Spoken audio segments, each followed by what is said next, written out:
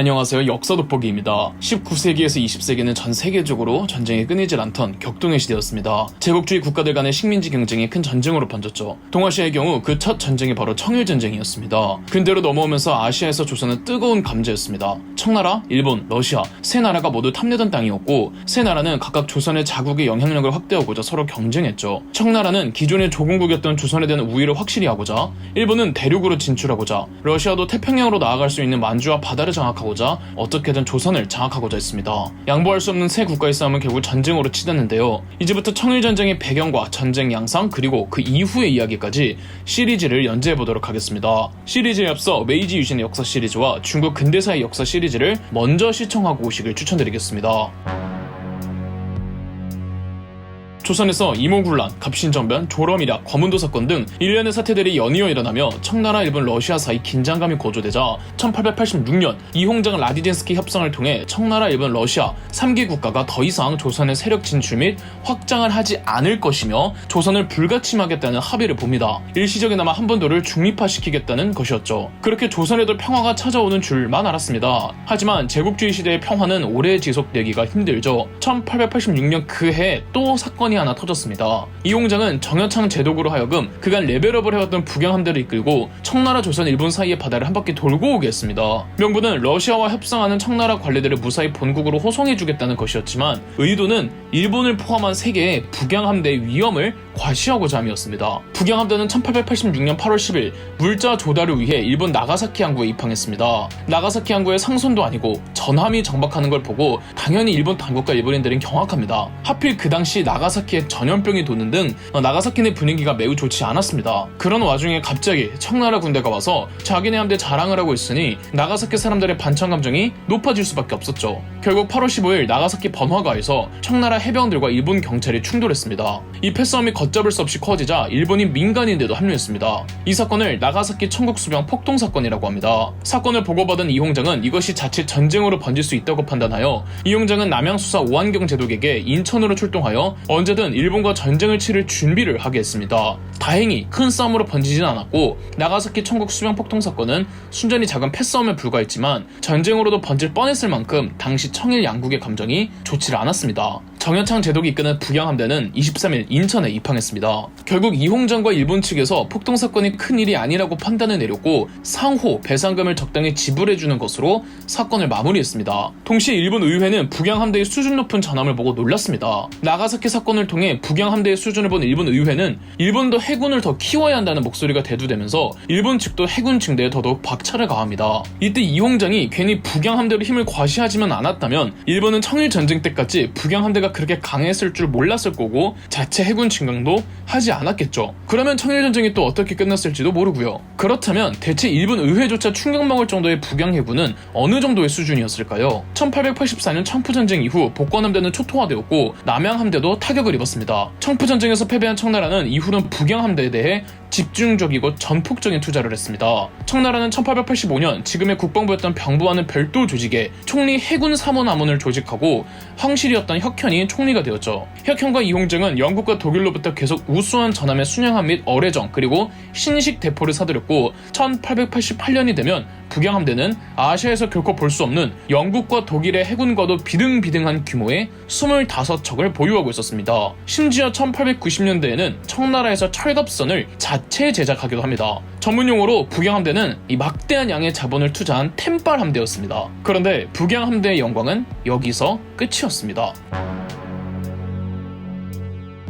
잠시 청나라 황실 이야기를 하도록 하겠습니다. 양무운동이 갓 시작할 때는 9대 황제 한풍제가 죽고 그의 어린 아들 동치제가 10대 황제로 갓 즉위했을 때였습니다. 동치제의 아버지 한풍제에게는 자안태후라는 제1비가 있었지만 동치제의 친모는 한풍제의 후궁이었습니다. 아들이 황제가 된 덕에 동치제의 친모는 자희태후로 승격될 수 있었죠. 비록 자안태후가 황실의 가장 큰 어른이었지만 어린 동치제 대신 사실상 실권은 생모인 자히테후와 정치를 총괄했던 공친왕 혁훈에게 있었습니다. 자히테후와 공친왕 혁훈은 30년간 실권자로 있으면서 양무운동이 순조롭게 진행되었죠. 단 청나라 황실 내부에는 그 피폐함이 썩어 곪고 있었습니다. 10대 시절 동치제는 친엄마였던 자히테후보다 선대 황제의 황비였던 자안테후를 더 따랐다고 합니다. 자히테후는 어린 동치제를 엄하게 교육한 반면 자안테후는 동치제에게 살갑게 대했다죠. 1872년 동치제가 15살이 되었을 때 동치제의 혼인을 위해 간택령이 내려집니다. 여러 후보들을 거쳐 2명으로 추려졌는데 자안테후와 자히테후가 원하는 며느리 후보가 서로 달랐습니다. 동치제는 생모가 아닌 자안테후가 선택한 여인의 황비로 결정했는데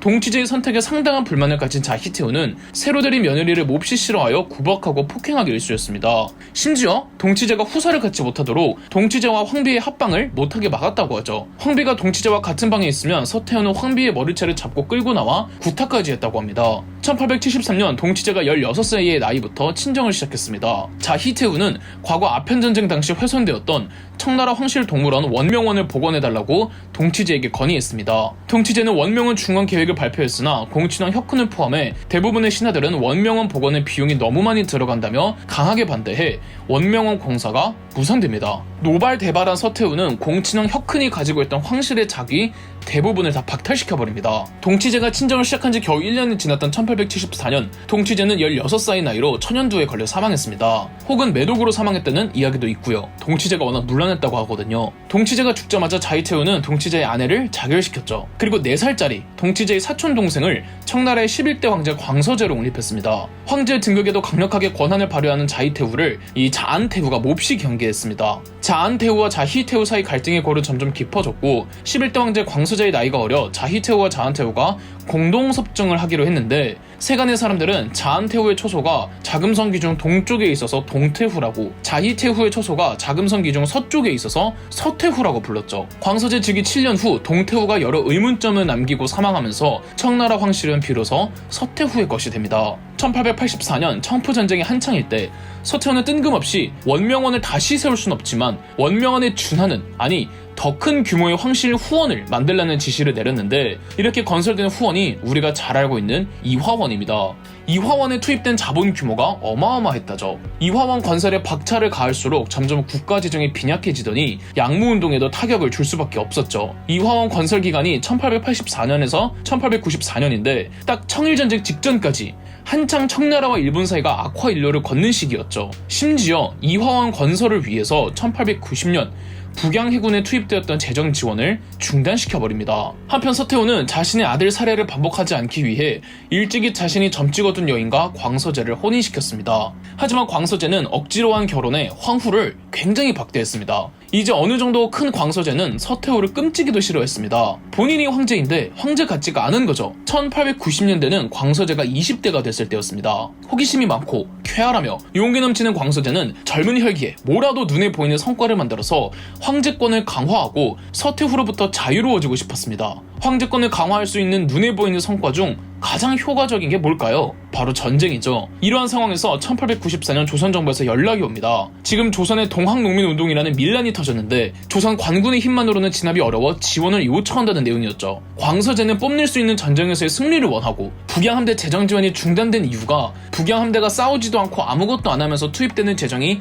과하다는 것이었기에 이홍장도 어느 정도 북양함대가 싸우는 제스처를 보이긴 해야 했는데 밀란 진압 정도는 부담이 없었죠. 그렇게 청나라군이 조선으로 향합니다. 일본의 시선에서 청일전쟁의 배경을 살펴보겠습니다. 메이지 유신의 역사 시리즈에서 아주 자세히 다루었지만 빠르게 내용 복습하고 가겠습니다. 일본은 1868년에서 69년 보신전쟁을 통해 막부 세력을 완전히 타도했고 같은 시기에 일본의 메이지 덴노는 친정을 시작하며 사스마본과 조슈번을 필두로 메이지파 관료들을 등용하며 본격적으로 메이지 유신이라는 근대화를 단행했습니다. 일본 전국의 번들을 폐지하고 현어로 행정구역화하는 이른바 패번치현이 단행되어 중앙집권화가 완성되었습니다. 사스마는 가고시마 현으로 조슈번은 야마구치 현이 되죠. 메이지 유신으로 사족, 즉 사무라이 무사계층을 서서히 소멸시켜 나가는데 이에 대한 반발도 컸습니다. 메이지 관료들도 사스마 출신과 조슈 출신으로 나뉘며 사스마 출신들은 주로 몰락한 무사계층과 군부 세력을 대변한 반면 조슈 출신들은 무사계층의 특권이 일본 근대화의 발목을 붙잡고 있다며 무사계층의 완전한 소멸을 원했습니다. 당연하게도 외교적으로도 사스마 출신들은 전쟁을 주장하는 강경론, 조슈 출신들은 외치보다는 내치에 더 집중하자는 온건론자들이었죠. 그래서 사스마 출신들이 조선에 대해선 정한론을 적극적으로 내세웠지만 메이지 대노는 다소 온건파 쪽에 기울고 있어서 메이지 정권은 조슈 출신의 관료들이 장악합니다.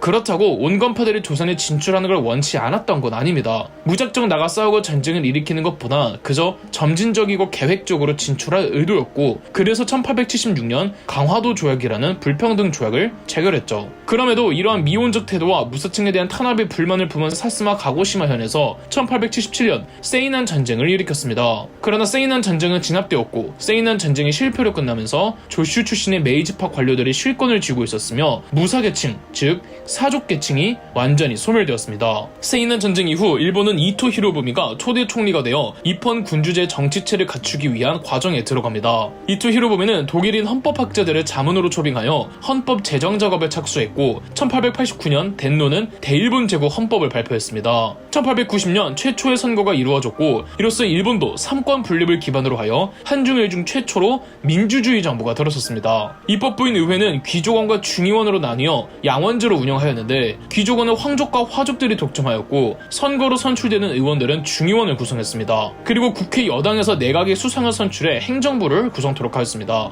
당시 이토 히로부미는 덴노와 정부가 지나치게 조슈번 쪽에 밀어준다는 비판으로 인해 퇴임을 했고, 의회 설립 후 일본의 2대 총리로는 사스마번 출신의 구로다 기요타카가 선출되었습니다. 일본이 내정과 의회 설립 등으로 한창 정신이 없던 사이 조선에는 이홍장이 청나라의 영향력을 강하게 개입하고 있었습니다. 조선을 강제 개항시킨 건 일본이 맞지만 그 직후로는 청나라의 입김이 훨씬 강했죠. 조선에 있어서 일본보다 청나라가 우위임을 나타냈던 사건이 이모군란과 갑신정변이었습니다. 특히나 조선의 개화파들 가운데 일본의 우호적이었던 급진개화파가 일으켰던 갑신정변이 실패로 끝나면서 청나라의 영향력이 더욱 커졌고, 심지어 갑신정변 당시 소규모 전투이긴 했으나 창덕궁 후원에서 청나라군과 일본군의 교전에서 일본군이 밀리는 굴욕까지 당했습니다. 청나라에 대한 일본 측의 입장도 차이가 있었습니다. 당시 일본은 조슈 3존이라 불리는 이토 히로부미, 야마가타 아리토모, 이노우에 가오루 세 사람이 실세 3대장이었는데요. 야마가타 아리토모는 청나라와 전쟁을 불사해야 한다고 주장한 반면, 나머지 2명 이토 히로부미와 이노우에 가오루는 조선을 중립화시켜 조선이 청나라로부터 자유로워지게 해야 한다는 온건파였습니다. 그런데 갑신정변을 계기로 이노우에 가오루는 강경 쪽에 더 가까운 온건파가 되었습니다. 조선의 중립화론에 대해서는 입장이 분명하지만 그러기 위해선 조선에서 청나라의 병력이 먼저 빠져야 한다고 주장했습니다. 이에 이토 히로부미는 청나라가 조선에 주둔시킨 병력을 빠지게 하기 위해선 일본도 군대를 철수시켜야 한다고 주장했습니다. 결국 갑신정변에 대한 처리 문제로 이노우에 가오루와 이토 히로부미는 서로 다른 조약을 체결했습니다. 우선 이노우에 가오루는 조선과의 한성조약을 통해 갑신정변에 대한 배상금을 받아냄과 동시에 조선은 청나라와 별개의 독립적인 국가이며, 한성조약은 조선이 청나라의 허락과 무관하게 자주적으로 맺은 조약임을 강조했습니다. 반면 이토 히로부미는 청나라의 이홍장과 천진조약을 체결했습니다. 이홍장과 이토 히로부미는 양국의 군대를 조선에서 철수시키며 앞으로 조선에서 모종의 사연이 생겨 군대를 파견할 상황이 되면 반드시 상대국에게 통보해주기로 합니다. 그리고 지난 청일전쟁 일부에서 말씀드렸듯 조선의 지배권을 두고 청나라, 러시아, 일본이 서로 과하게 으르렁거리자 1886년 이홍장과 러시아의 라디젠스키가 만나 구두협상으로 청나라, 일본, 러시아 3개 국가가 더 이상 조선의 세력 진출 및 확장을 하지 않을 것이며 조선을 불가침하겠다는 합의를 봅니다. 일시적이나마 한반도를 중립화시키겠다는 것이었죠. 이렇게 상황이 일단락되는 줄 알았습니다. 하지만 일본은 점점 강경 쪽으로 대세가 기울고 있었던 걸까요? 1889년 인기가 없던 사스마 출신의 2대 총리 구로다 기요타카가 사임을 하고 3대 총리로 선출된 사람은 다름 아닌 대표적인 강경파의 당수였던 야마가타 아리토모였습니다. 야마가타 아리토모 내각에선 군비를 대폭 확장하였으며 정책의 대부분이 군사력 강화에 쏠려 있었습니다. 이러다 보니 야마가타 아리토모 내각을 기점으로 일본 내 군국주의의 기운이 싹트기 시작했고 군부의 입지가 매우 높아집니다. 1891년에는 다시 사스마 가고시마 출신의 마스타카 마사요시가 4대 총리로 선출되었습니다. 하지만 역시 사스마는 인기가 없었고 또 마스카타 마사요시 내각의 여러 실책, 망언, 그리고 부정선거 등으로 지지도가 급락하자 1년 만에 사임해야 했고 1892년 이토 히로부미가 5대 총리로 복귀하였습니다. 하지만 돌아온 이토 히로부미였지만 이토 히로부미가 여간 곤란한 게 아니었습니다. 대외적으로 온건파인 이토 히로부미였건만 이미 일본 의회는 강경 여론이 대세였죠. 더군다나 일본 의회의 양원제 가운데 중의원에는 조슈 출신이 아닌 의원들이 많았는데 이들은 노골적으로 이토 히로부미의 정책에 사사건건 제동을 가했습니다.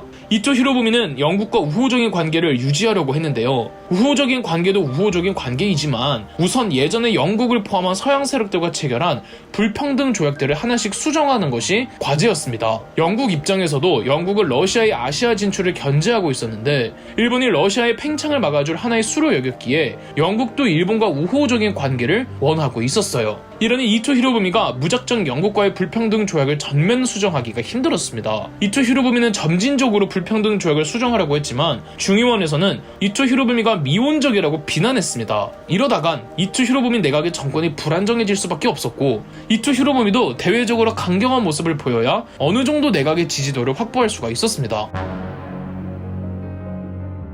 그러던 중 1894년 조선에서 동학농민운동이 발발했습니다. 조선은 자체적인 힘만으로 동학농민운동을 진압할 수가 없었고 조선의 명성황후는 청나라에게 지원 요청을 합니다. 이홍장과 청나라의 광서제는 지난 1부에서 말씀드린 여러 이유들로 파병을 준비하여 조선으로 떠납니다. 10년 전 갑신정변이 끝나고 이홍장과 이토 히로부미가 천진조약을 체결했었죠. 만약 앞으로 조선에서 모종의 사연이 생겨 군대를 파견할 상황이 되면 반드시 상대국에게 통보해주기로요. 이홍장은 텐진조약에 의거 조선으로 파병을 하면서 이토 히로부미에게 연락을 취하긴 하지만 일본은 이 일에 개입하지 말라는 내용까지 보냅니다. 그러나 이토 히로부미는 그럴 생각이 없었죠. 내각의 지지도를 위해 어느 정도 강경한 모습을 보일 필요가 있었습니다. 그리고 의회에 대해 내각의 우위를 점하고도 싶었고요. 이토 히로부미는 메이지 덴노를 찾아가 파병을 제안했습니다. 메이지 덴노는 적극적으로 환영했죠. 이토 히로부미는 강경한 모습을 내비추고자 파병 여부를 투표를 결정짓는 의회의 결정을 기다리지 않겠다며 의회를 해산시키고 파병을 결정했습니다. 강경파였던 야마가타 아리토모와 이노우에 가오르도 환영했죠. 이토 히로부미와 메이지 덴노는 전시 상황을 지휘하는 특별기구 대본영을 설치하였고 본디 대본영에는 군인들만 참석할 수 있었으나 메이지 덴노의 특별 지시로 총리였던 이토 히로부미도 참여하기로 하죠. 5월 31일에서 6월 2일까지 고작 2박 3일 내에 청나라와 일본에서는 조선 파병이 결정됐습니다. 이 소식이 조선에도 전해지자 외세가 한반도로 들어오는 것을 극도로 꺼려했던 동학농민군은 6월 4일 전주에서 조선 관군과 화약을 맺고는 모든 군대를 해산시켰습니다. 이렇게 청나라와 일본이 조선에 들어오는 명분은 사라졌고 원세계와 일본 공사는 이 일을 본국에 알렸으나 이홍정과 이토 히로부미는 아주 가볍게 무시했습니다. 6월 9일 정여창 제독이 이끄는 약 3,000명의 북양함대가 충청도 아산만을 입항했으며 3일 후 6월 12일 오시마 요시마사가 이끄는 8,000명의 혼성 제9여단이 인천 제물포에 상륙했습니다. 톱니바퀴는 부서졌고 이제 돌이킬 수 없었습니다. 당시 동학농민군이 있던 곳은 오늘날의 전라북도 전주였습니다. 지리를 생각해본다면 동학농민군을 진압하기 위해 청나라군이 충청도 아산에 상륙한 건 이해가 갑니다. 다만 동학농민군은 이미 해산을 했기에 상륙한 청나라군은 뭐 싸울 상대가 없으니 어영부영 시간을 때우고 있었는데 인천 제물포에 상륙한 일본군은 이해가 안 가죠. 아니나 다를까 일본군의 목표는 동학농민군이 아니었습니다. 6월 12일 제물포에 상륙한 오시마 요시마사의 혼성 제9여단은 16일경 전군이 다 제물포에 상륙했고 이들은 한양으로 진격했습니다. 다만 이토 히로부미가 전쟁까지 원했는가 하면 잘 모르겠습니다. 학자들의 연구에는 당시 이토 히로부미가 겁을 줄 정도였지 전쟁까지는 원치 않았다고 하는데 일단 당시 일본의 사회적 분위기와 정부의 여론은 강경 여론이 대세였고 이토 히로부미가 이를 마냥 무시할 수는 없었을 겁니다. 6월 13일 의회 회의에서 이토 히로부미는 청일 양국이 한반도에서 군대를 다시 주둔시키고 조선의 내전개혁을 공동으로 감행해 한반도에서 청일 양국 영향력의 균형을 맞추자는 청일 협조론을 주장했으나 무스 무네미스 등 강경파들의 반대로 무산되어 버렸습니다. 만약 조선의 일본 군대를 파병까지 해서 아무런 수확도 없이 철군한다면 이토 히로부미의 권력 기반은 더더욱 약해질 게 뻔했습니다. 6월 15일 일본 의회는 최종 결의안에 합의를 봤습니다.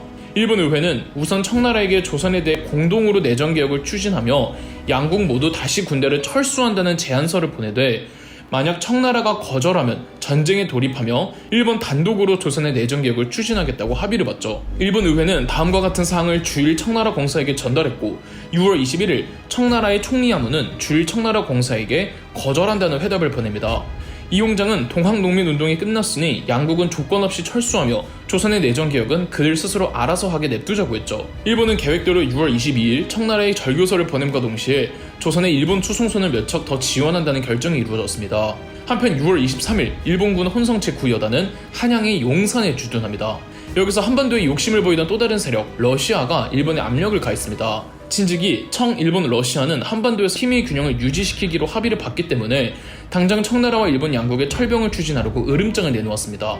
러시아의 압력을 받은 일본은 바로 깨갱하여 청나라에 절교서를 보낼 계획을 철회했죠. 그런데 청나라는 일본이 먼저 철병하지 않으면 청나라는 결코 철병하지 않겠다며 강경한 입장을 나왔습니다. 또한 청나라는 일본과 어떤 교섭도 진행할 의사가 없다고 7월 9일 표명했죠. 이홍장은 사태를 빨리 수습하고 싶어 했으나 의욕 충만한 광서제는 강경한 입장을 고수했습니다. 이에 일본도 해볼 테면 해보자라는 식으로 7월 12일 이번엔 제대로 청나라에게 절교서를 송부했습니다. 7월 19일 청나라 내부에서도 최종 합의안이 도출됐습니다. 당장 전쟁을 치르진 않더라도 현재 조선 내 청나라 병력이 일본에 비해 열세이니 7월 23일에서 7월 25일 사이 3번에 걸쳐 증원군을 파견한다는 내용이었습니다. 한편 한양에 있던 오오토리 일본 공사는 고종에게 동학농민운동 같은 밀란이 일어난 게 전부 조선이 제대로 된 개혁을 하지 않았기 때문이라며 더 근대적인 개혁을 제안했으나 고종은 이미 전주 화약을 통해 나름의 개혁을 도모하고 있다고 했죠. 오오토리 공사는 그 정도로는 불충분하다고 했고 7월 18일 오오토리 공사는 본국에 전보를 쳐서 조선이 내정개혁에 대한 의지가 없으므로 무력으로 궁궐을 점령한 후 강제적으로 개혁을 주도해야 한다고 주장했습니다. 이에 외교성의 무스 무네미스는 경복궁 점거에 적극적으로 찬성했고 19일 오오토리 공사에게 정당하다고 인정되는 수단을 취할 것, 그러니까 네 마음대로 해라 라는 내용을 보냈습니다. 오오토리 공사는 7월 22일 조선정부에게 청나라군을 조선에서 철수시키고 내정개혁에 착수하라는 공문을 보냈습니다. 당일 밤 조선정부는 거부하는 회답을 보냈고 23일로 넘어가는 12시경 병력을 동원해 경복궁을 포위했습니다. 경복궁에서 일본군과 조선군 사이에 총격전이 벌어졌고 아침이 됐을 때 경복궁의 서쪽문, 오늘날 서촌으로 이어지는 영추문이 돌파당합니다. 조선 내부에 숨겨두었던 첩자들이 고종과 명성황후를 확보했고 일본군의 이대대 대장 야마구치 케이조 소좌는 고종에게 무장해제를 협박했죠. 고종은 병사들에게 무장해제를 지시했고 경복궁은 일본군에게 무단 점거되었습니다. 오오토리 공사는 흥선대원군을 강제로 데리고 와 조선의 실무를 맡기고 김홍집을 비롯해 일본의 우호적인 조선 신료들로 새로운 내각을 구성한 이후 조선의 내정개혁을 진행시키니 이 개혁이 갑오개혁입니다. 일본 정부는 경복궁 무단 점거 사태에 대해서 조선군의 오발 선사격으로 치루어진 시가전에서 일본군이 방위적 목적으로 경복궁을 점령한 것이라고 공표했으나 추후에 오오토리 공사와 무스 무니미스 외상의 대화 내용이 공개되면서 얼마나 오오토리 공사가 철저하게 경복궁 점령 사건을 계획했는지 세상에 알려졌죠. 경복궁을 점령한 다음날 24일 오오토리 공사는 다시 한번 고종을 협박해서 조선 정부가 청나라 군대의 철수를 요구하는 문서를 작성하게 했습니다. 청나라가 이를 받아들일 리가 없죠. 여태까지 조선에 대한 영향력은 일본보다 청나라가 더 강했는걸요. 오오토리 공사도 알았습니다. 청나라가 거절할걸. 그저 일본은 청일 전쟁에 대한 명분을 만들 필요가 있었던 겁니다. 무스 무네미스 외상은 혼성 제9여단을 이끌던 오시마 요시마사에게 청나라의 증원을 막으라는 명령을 하달했습니다. 7월 23일과 24일엔 청나라 병력이 무사히 아산에 보충되었으나 24일에서 25일로 넘어가는 새벽 숨어있던 일본군 함대가 아산에 오고 있던 청나라 해군을 풍도 앞바다에서 격침시켰습니다. 청일 전쟁의 시작이었던 이 기습을 풍도해전이라고 합니다. 일본은 어떠한 선전포고 없이 청나라 함대를 기습했고 풍도해전으로 본격적인 청일 전쟁이 시작되었죠. 이때부터 선전포고 안하고 일단 공격부터 하는 일본군의 관습이 시작되고요. 7월 26일 혼성 제9여단의 육군도 충청도 아산으로 진격하기 시작했습니다. 풍도해전의 기습이 전해지자 아산에 있던 청나라 육군은 지금의 천안, 성환으로 이동해 진을 쳤으며 지휘관은 섭사성과 섭지초였습니다. 7월 28일 일본의 혼성 제9여단은 천안에 도착했고 성환에 청나라 육군 병력이 모여있다는 정보를 얻게 되었습니다. 다음날인 29일 오시마 요시마사의 병력은 두 개로 나누어 성환에 머물고 있던 청나라 병영을 덮쳤습니다. 청나라군은 500여 명의 전사자를 내고 후퇴하였죠. 이 전투를 성환 전투라고 합니다. 오시마 요시마사는 후퇴한 청나라 병력을 쫓아 전멸시키려고 했으나 꽁꽁 숨은 청나라 군대를 찾지 못하고 한양으로 복귀했습니다. 성환 전투 이틀 후 7월 31일 청나라 정부는 일본과의 청일 수호 조교의 무효화를 선언하고 국교 단절을 하면서 사실상 선전포고를 했고 일본도 8월 2일 청나라에 대해서 공식적인 선전포고를 했습니다. 한편 성환 전투의 패배 소식을 보고받은 이홍장은 조선에 있는 청나라 육군 전군 평양으로 가서 평양에 주둔하고 있던 청나라 부대와 합류하라는 지시를 보냈습니다. 충청도에 퍼져있던 섭사성과 섭지초 그리고 기타 청나라의 패전병들은 8월 28일 구사일생으로 평양에 도착했습니다. 자, 이젠 평양에서 승부를 볼 차례였습니다. 평양에 도착한 청나라군은 고된 행군을 통해 꼴이 말이 아니었습니다. 물자가 워낙 부족했던 청나라군은 평양까지 가는 동안 조선인들의 재산을 탈취하고 폭행하는 등 대단히 비도덕적인 모습을 보이기도 했습니다. 이 때문에 평양에 있는 조선 백성들 상당수가 청나라 병력이 도착하기 전에 평양을 떠나버렸죠. 한편 일본에선 조선의 추가 병력을 더 파견하기로 결정했습니다. 8월 한 달간 노즈 미치스라 중정이 이끄는 제5사단과 가스라 다로 중정이 이끄는 제3사단이 부산에 도착해 한양으로 왔죠. 그러니까 조선의 일본군은 혼성 제9여단, 제5사단, 제3사단이 있었던 겁니다. 여기서 제5사단과 제3사단을 묶어 제1군으로 명명했고 사령관은 일본 강경파의 당수라고 할 수 있는 야마가타 아리토모였습니다. 이때 야마가타 아리토모는 육군 대신이었죠. 9월경 야마가타 아리토모도 한양에 도착합니다. 그런데 야마가타 아리토모가 한양에 도착했을 때 제3사단만 있었고 혼성 9여단과 5사단이 한양에 없었던 겁니다. 그리고 이틀 후 혼성 9여단과 5사단이 평양성을 탈환했다는 보고를 받습니다. 사건의 재구성은 이렇습니다. 8월 말 평양에 청나라 육군이 집결하자 일본군은 평양성을 함락하고 청나라군을 격파하려고 했습니다. 원래 일본 계획은 추가 병력까지 모두 모이면 다 같이 평양으로 진격할 예정이었습니다. 그런데 3사단이 오기 전에 혼성 제9여단과 5사단이 먼저 작전을 감행했습니다. 청나라군에게 방어할 수 있는 시간을 벌어줄 수는 없었죠. 혼성 9여단과 5사단은 본국의 허락도 없이 평양으로 진격했던 거죠. 성안 전투에서 승리했던 혼성 9여단장 오시마 요시야마사는 청나라군을 얕잡아 보고 있었습니다. 9월 14일 평양에 도착한 일본군은 평양성을 포위해 공격하기로 했습니다. 14일에서 15일로 넘어가는 새벽에 본격적인 공격이 감행되었고 오시마 요시마사는 15일 아침에 평양에서 밥을 먹겠다는 포부까지 선언한 상태였습니다. 비록 청나라군이 힘이 많이 빠지고 얼마 전까지 패전을 했어도 무기 스펙만 따졌을 때는 청나라군의 무기가 일본군보다 훨씬 우세했습니다. 여러 번 말씀드렸지만 템빨만큼은 아시아에서 청나라를 이길 수 있는 상대가 없었습니다. 아니나 다를까 세 부대로 나뉘어 공격하던 일본군 세 부대 중 두 부대가 공격에 실패하고 후퇴했습니다. 그런데 그 실패한 두 부대가 최고 지휘관이었던 노즈 미지스로 중장과 오시마 요시마사가 이끄던 주력 부대였습니다. 심지어 오시마 요시마사의 부대는 탄환이 다 떨어져서 더 이상의 공격이 불가능한 상태였습니다. 청나라가 북쪽에서 공격해오던 나머지 일본군의 한 부대만 방어에 성공하고 반격을 하면 청나라가 충분히 이길 수 있었습니다. 심지어 평양성 북쪽은 을밀대라는 평양성 최고의 보루가 있던 곳이라 가장 방어가 튼튼했던 곳이었습니다. 전투는 굉장히 치열했고 결국 일본군이 평양성 북쪽 문을 열었습니다. 청나라군은 을밀대 주변에 집결해서 최후의 항전을 벌일 계획을 했으나 청나라 지휘관이었던 섭지초가 그만 백기를 들고 항복을 해버렸습니다. 섭지초는 일본군이 추격하지 않는다는 조건으로 평양성에 나와 후퇴했습니다. 일시당초 평양 전투는 일본군의 두 지휘관이 욕심을 과하게 부린 전투였습니다. 수송 능력도 형편없었고 무기 상태도 청나라가 훨씬 우세했습니다. 평양 전투의 결과 요인은 섭지초의 자멸 때문이었습니다.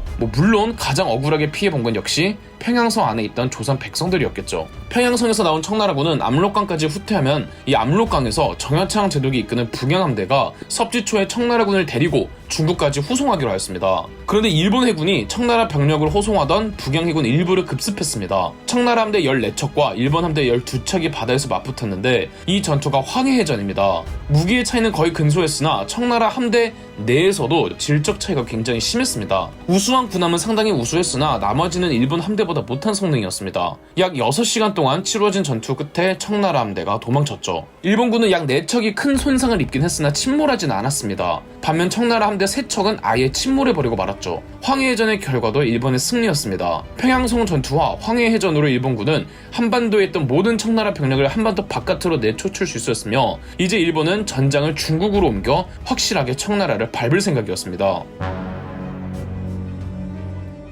황해해전의 패배로 압록강에는 후송을 기다리는 청나라군이 아직 남아있었습니다. 청일전쟁의 총사령관이었던 육군 대신 야마가타 아리토모는 압록강의 청나라군을 완전히 괴멸시킬 생각으로 일본군은 압록강 북쪽으로 북진시켰습니다. 가장 주력이었던 부대는 오야마 이와오의 부대였습니다. 일본군의 다른 부대가 압록강을 공격하고 있으면 오야마 이와오가 배를 타고 황해를 거슬러 요동 반도에 상륙해서 요동 반도의 리순을 함락시키는 것이었습니다. 청나라의 이홍장도 어떻게든 압록강에서 일본군의 북진을 막을 생각이었습니다. 만주가 뚫릴 순 없잖아요. 이홍장은 리순을 지키던 송경제독으로 하여금 압록강 바로 위에 주둔하고 있던 섭지초, 섭사성, 유성휴와 합류해 구련성을 방어토록 하였습니다. 구련성을 지키는 청나라 병력은 1만 8천여 명, 그리고 만주족 출신으로 만주의 수문장 역할을 하던 이크탄과 휘하 8천여 명이 구련성을 구하기 위해 추가 투입됐습니다. 10월 25일 일본군은 압록강의 수위가 얕아진 때에 맞춰 다리를 만들고 민간인 100까지 동원해 3사단의 7,000명 정도가 선발대로 압록강을 도강했습니다.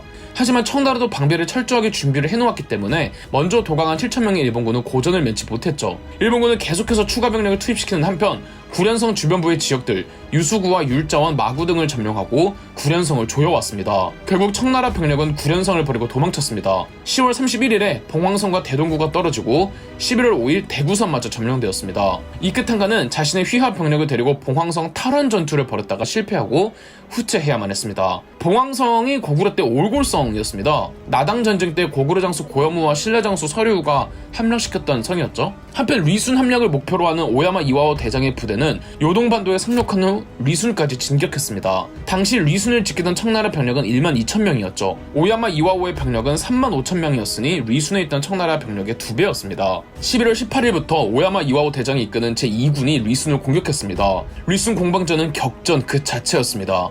다만 전세는 일본군에게 기울고 있었는데요.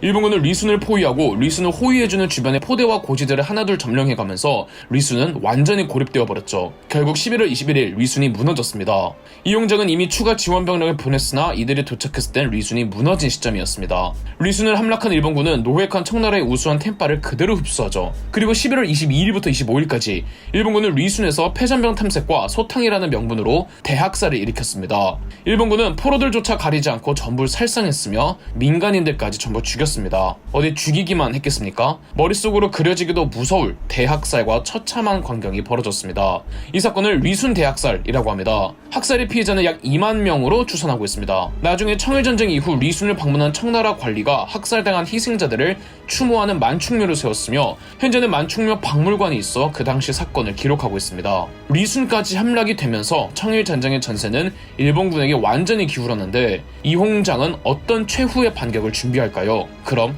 역사 돋보기였습니다. 저희 역사 돋보기가 멤버십 가입을 시작했습니다. 멤버십 가입을 해주신 분들 덕분에 영상 제작에 큰 도움이 되고 있습니다. 감사합니다.